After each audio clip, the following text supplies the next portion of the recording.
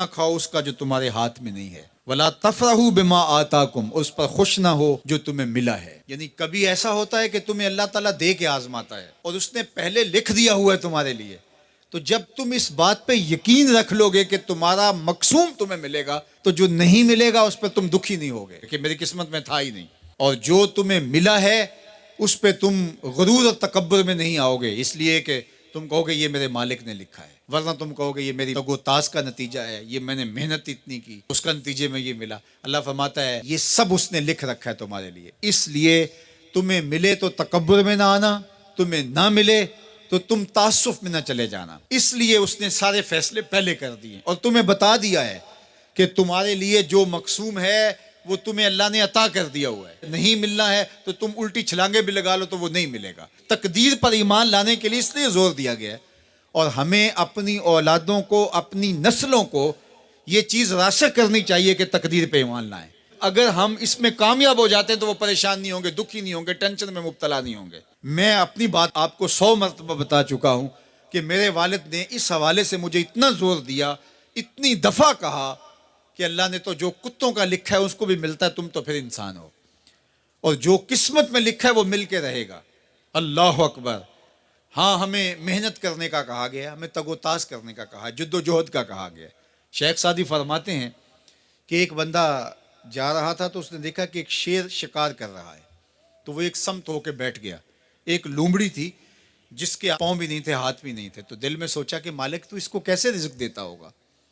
تو شیر آیا، اس نے شکار کیا اور اچھا اچھا کھا لیا اور پس خوردہ چھوڑ کے چلا گیا۔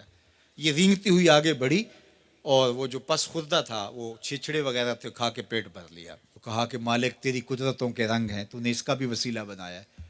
تو وہ کسی کام پہ جا رہا تھا، کاروبار کرنے جا رہا تھا، اس نے کہا مجھے کیا مصیبت ہے، جب لومڑی کو دیتا ہے تو مجھے نہیں دے گا۔ تو وہ آ کے بیٹھ گیا، گھر آ کے بیٹھ گیا کہ میں نہیں جو ہے وہ کہیں جاتا۔ ایک دن، 2 دن، 4 دن فاقوں سے گزرا، تو پھر حاطب سے آواز آئی کہ جو لومڑی کو دے سکتا ہے تجھے بھی دے سکتا ہے، لیکن لومڑی نہ بنو، شیر بنو، خود بھی کھاؤ اور اوروں کے لیے بھی وسیلہ بنو۔ ہمیں ترغیب دی گئی ہے، باقی جو ہمارے مقدر کا ہے وہ ہمیں ملے گا، ہر صورت میں ملے گا۔ تو اپنی نسلوں کے سینوں میں یہ چیز راسخ کرو، اور یہ راسخ تبھی ہوگی ہمارے سینے میں راسخ ہوگی۔